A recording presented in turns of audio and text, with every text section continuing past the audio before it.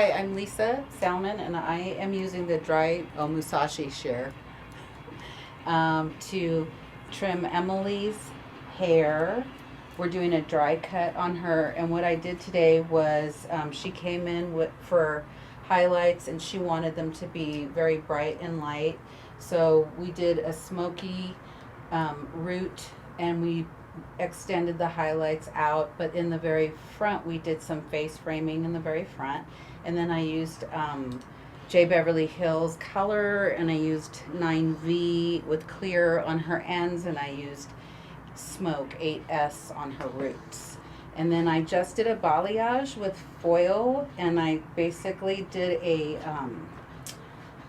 zigzag part and split everything, and then I pulled it out and back combed it, and then wove it some more, and then did my highlights with Joico 9 level bleach and Trionics higher and higher. And I did start out in my first sections using 20 vol, and then I worked up into like 40 and 50 vol on my last sections. So now what I'm going to do is, Emily's been cutting her, or letting her hair grow for a really long time. And so what we're going to do is we're going to maintain her length, and I'm going to just do some interior texturization. So when I maintain the length, I don't even really take sectioning, because I just want to bring it down and just kind of point cut and even it out, because I see there's a dip in here. So I'm just going to point cut it out and take the corners out.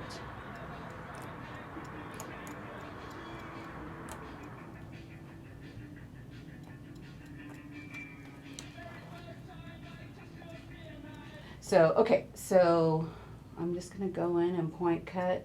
This is what I call dusting the ends, because I'm really not taking length out, but I do want to make sure I get all of her little ends that might be splaying, because that's what a split end is going to do. And then I work all the way straight through into my section, all the way down. And you can just see right there where it all needs to be taken out. So I'm going to point cut in there,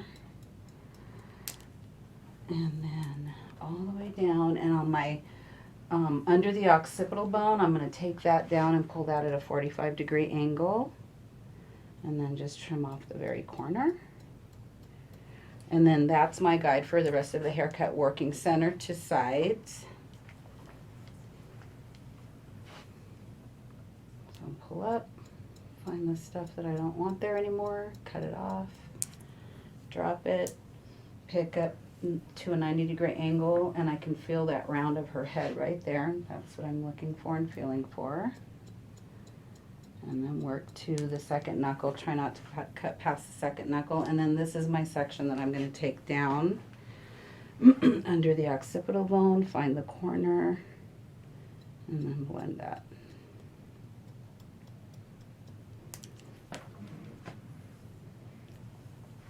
And it doesn't look like I'm taking very much off, but once you do this throughout the entire head, it's going to definitely make a difference in how the hair lays and how it feels to her, because she puts her hands through her hair every day, so she knows where it catches and where it feels crispy. And then, now this is where the her head, I have to remember that this angle drops down here, so that's the finish of my middle to side section. I'm going to bring it up, dust off those ends, and then bring it out at my 45-degree angle from the round of the head. Dust off those ends, and then 45-degree angle, occipital. Regathering, because I don't want it to be in the held by the part of my finger that has no tension. And there's my corner, and I trim that off.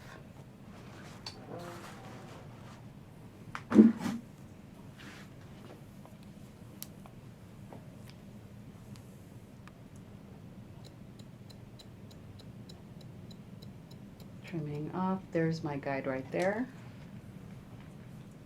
taking it center, pulling out. There's catching up with that guide. And then bringing it down to a 45 below the occipital. Trim that bit off. And after having done that lightener, her hair feels great because I didn't over process any place. That's why I changed my volume of peroxide as I work throughout my foils and my sections of the head. There's a big section right there, big corner that needs to come off. And then 45 degrees. This is the last section, so I have to make sure I pay attention to that drop behind the ear. And bring it down, find my corner. And now I'm going to go ahead and interior texturize the back while we have a good angle on it.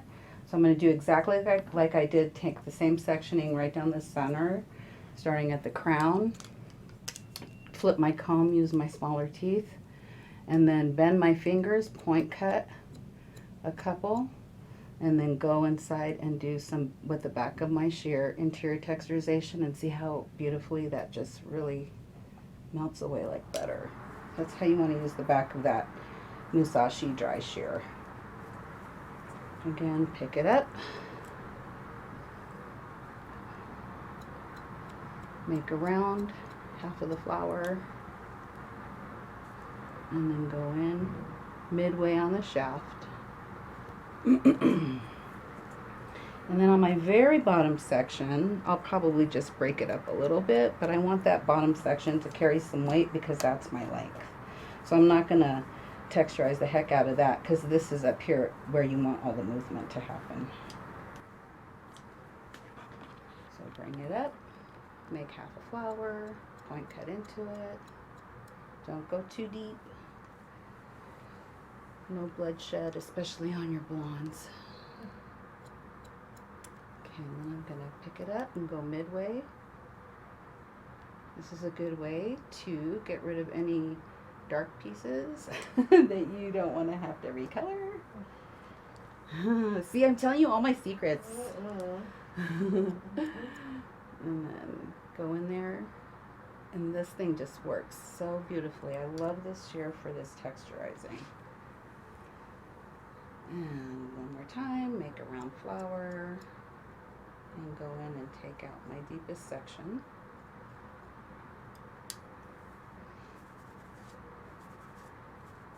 And you can see how it's just breaking it apart. And then even when we curl that, it's going to have beautiful interior texturization and contrast with my colors. So whenever you're doing your color placement, you want to think about the haircut that you're going to give afterwards, because your haircuts should work with your color placement, and then that way they can't do it themselves at home.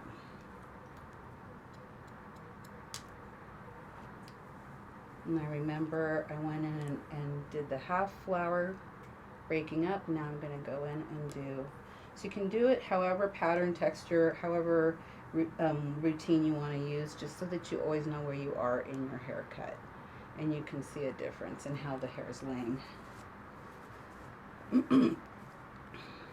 Okay, so now we'll go to this side.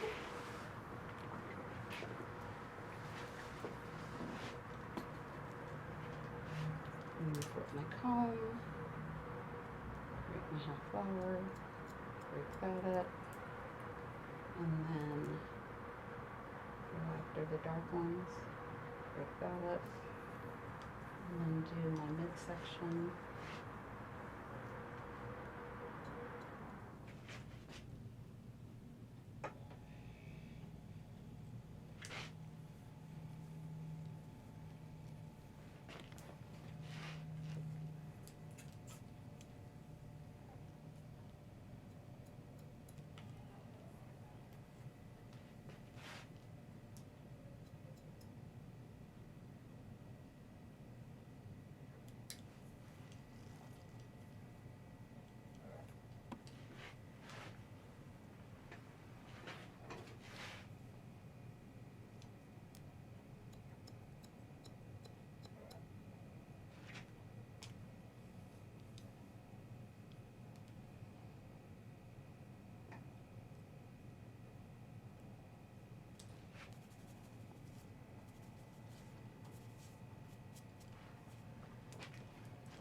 That looks good, I like that.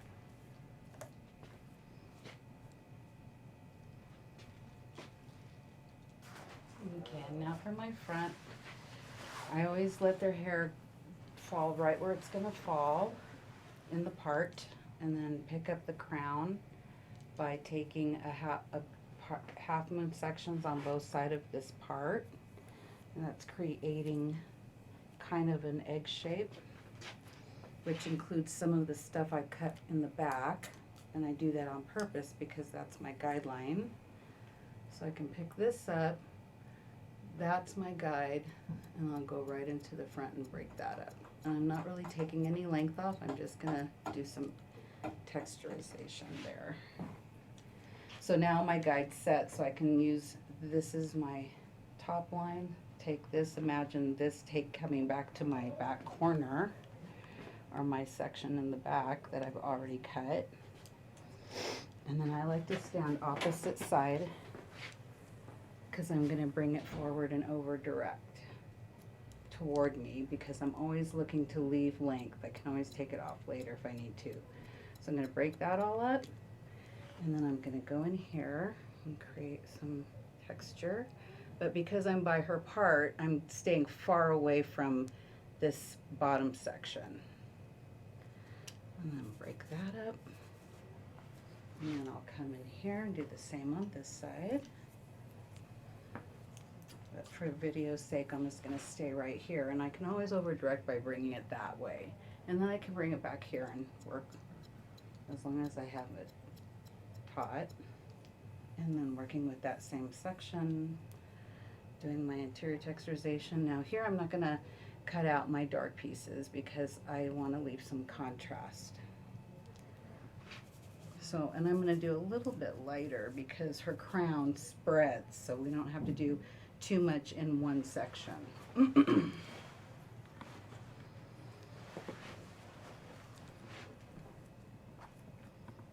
then I'm going to go in part to bottom of the crown, pick it up and trim this off, break it apart,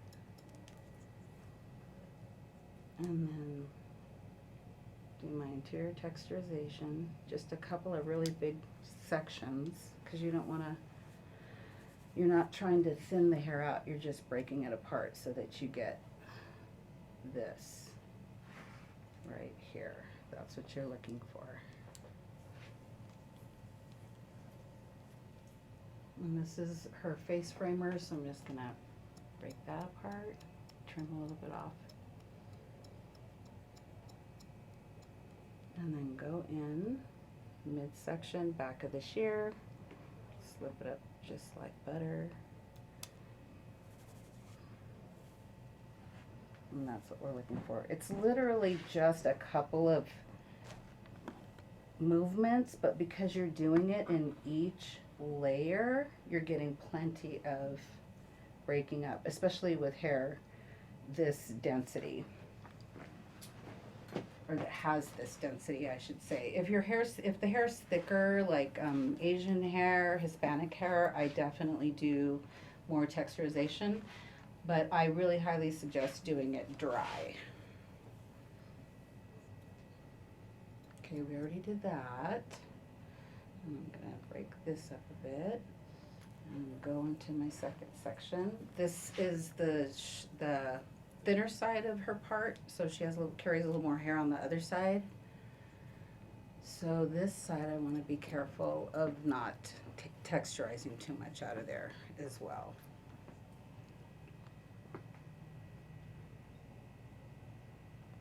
Do a couple of those, and then this is her very, very long bang side face framing.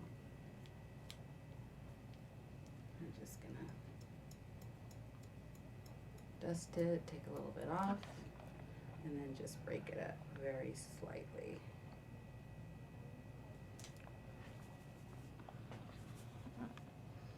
And then on this side I'm getting my contrast in the color as well.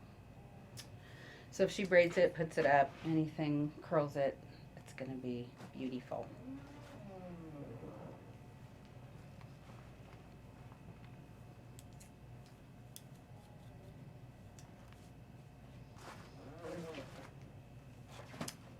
That'll do it.